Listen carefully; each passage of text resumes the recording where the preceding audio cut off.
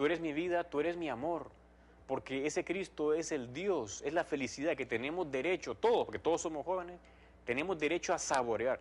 Ve lo que el Papa dice, es un lenguaje muy expresivo, emplear esta palabra, este verbo saborear la felicidad de ese rostro que es Cristo. Pues resulta que ahí, en esa jornada, en ese encuentro con los jóvenes, el Papa hizo muchas cosas. Quería que nos refiriéramos a la vigilia, que tuvo lugar el sábado 20 de agosto del 2005 en la noche. Estaba el Papa con los jóvenes ahí y les habló de la revolución, de hacer una auténtica revolución en el mundo. Y les recordó cómo los santos son los verdaderos reformadores. A veces uno se da cuenta que este mundo, pasa algo en este mundo. A veces vemos tanta violencia, injusticia, odio, indecencia en la televisión, en películas, en las canciones incluso. A veces en las modas, modos de comportarse que no son ni humanos y por supuesto ni cristianos. Y también la gente joven se da cuenta que este mundo a veces está como de cabeza o al revés en muchos aspectos. Y hace falta cambiarlo. Y el Papa les dice que los verdaderos reformadores son los santos. Si usted y yo procuramos ser santos, ¿cuánto bien podemos hacer en el mundo? En nuestra casa, en nuestro barrio, comunidad, en nuestra ciudad. Les dice, quisiera expresarlo de una manera más radical aún. Solo de los santos, solo de Dios proviene la verdadera revolución, el cambio decisivo del mundo. Solo de los santos, solo de Dios, porque llevan esa juventud, ese recto modo de vivir la vida que a todos nos lleva a esa auténtica felicidad. Luego el Papa, siempre interrumpido por aplausos y exclamaciones, recordó que en el siglo XX el mundo fue testigo de revoluciones, cuyo programa común no fue esperar nada de Dios, fue no esperar nada de Dios, sino tomar totalmente en las propias manos la causa del mundo para transformar sus condiciones. Todos recordamos esas épocas de revolución en el siglo XX, sobre todo la revolución marxista, comunista, que en el fondo y de hecho es un sistema ateo. Ellos querían hacer un mundo mejor, entre comillas, solo aquí abajo, pero sin contar con Dios y cerrando la posibilidad de Dios. Y eso fue un auténtico fracaso. El comunismo fracasó, fue un gran engaño. ¿Cuánta gente murió? Parece que más de 110 millones de personas murieron, ejecutados en los regímenes comunistas. Y también esa gran revolución que fue el nazismo, los nazis, Hitler, un sistema falaz, inhumano, ateo.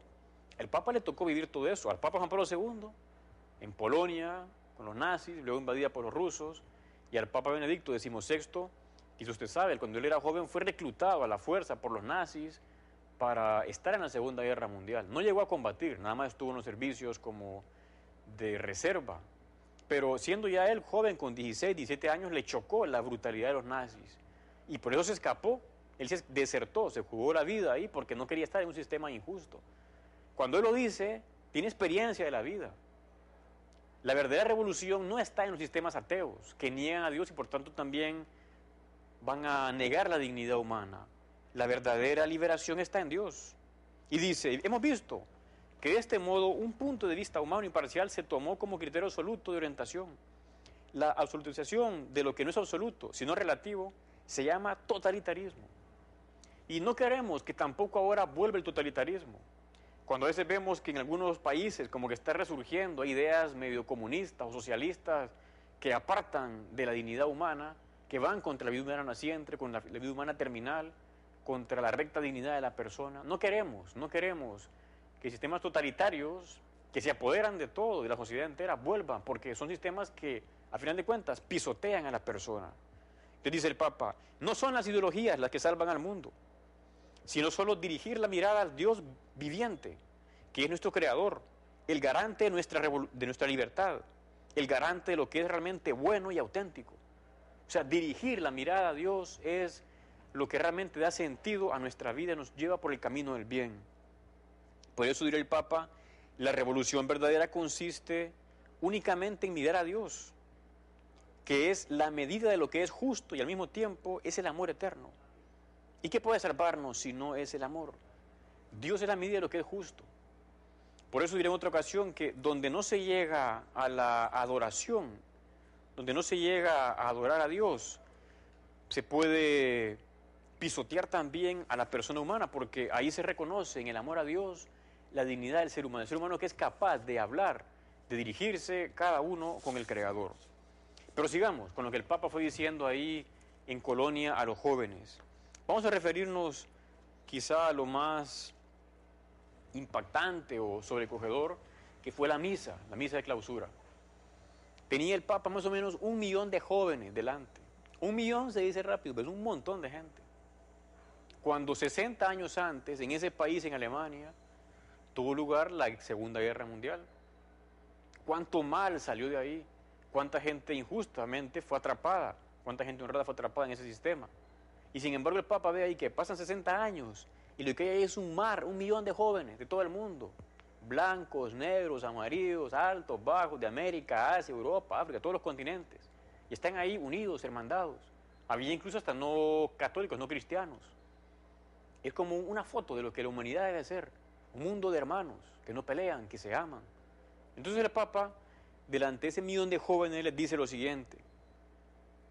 Va hablando de la transformación que Jesucristo hizo en su vida en la última cena, en la cruz. En esa homilía de la misa de clausura, el Papa usó más o menos como 14 veces la palabra transformación, transformar, transforma, transformaciones. Fue como el mensaje claro, que todos podemos y debemos transformarnos. Y explica que la transformación primera tuvo lugar en la última cena. Como Cristo nuestro Señor, que es Dios y hombre verdadero, tomó el pan, lo partió y dijo, esto es mi cuerpo, que es entregado por vosotros. Luego tomó la copa, el cáliz, con el vino que estaba ahí, y dijo, esta es mi sangre que será derramada por vosotros.